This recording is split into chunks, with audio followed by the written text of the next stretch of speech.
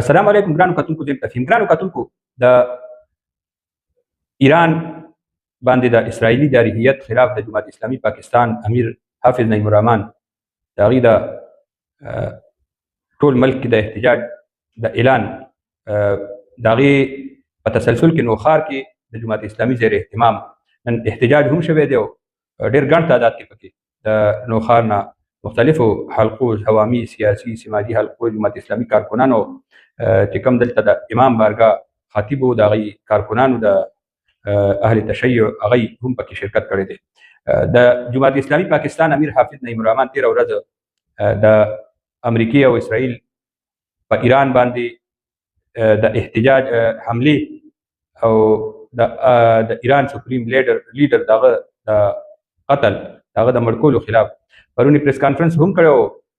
حکومت سره د هغې ملاقات شوی او بیا اعلان کړی چې زموږ احتجاج چونکې په دې باندې موږ مسلسل احتجاجونه کړي دي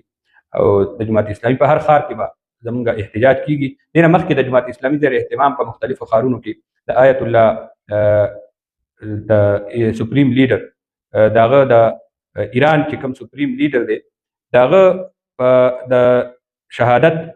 غایباني نماز جنازه د په مختلفو ښارونو کې ادا شوي دي او نننی احتجاج په ټول ملک کې ریکارډ شو. نوښار شو تقوا مسجد کې د جمعې مونځ نه پس دغلته خلک راغونډ شو او مشترکه طور باندې د جلوس په شکل کې په جي ټي روډ باندې شوبره چوک ته راغل. شوبره چوک کې د جلوس مظاهره کې بدل شو او د احتجاجي مظاهرې ته د جماعت اسلامي د نوښار امیر حاجي عنایت الرحمن او د نور چې کوم لیډران دي د جمعیت اتحاد العلماء خیبر پښتونخوا وسطي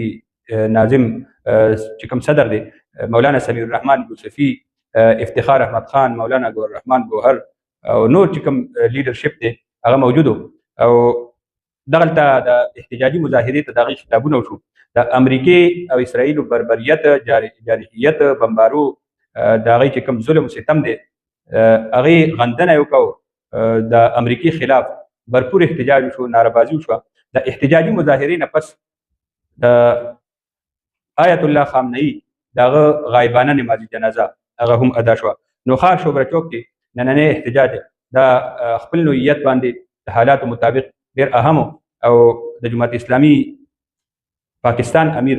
حافظ نعیم الرحمن د دې کال ورکړی او ګڼ تعداد کې خلک دې له راغلي د امریکې خلاف ناربازي وشوه د ایران په حق کې نارې ووهلی شوې او موږ چې ګورو داسې چې کله فلسطین کې د ایران معامله چې د امریکې سره راغلې ده او لا د فلسطین معامله راغلې ده نو د جماعت اسلامي کم احتجاج دی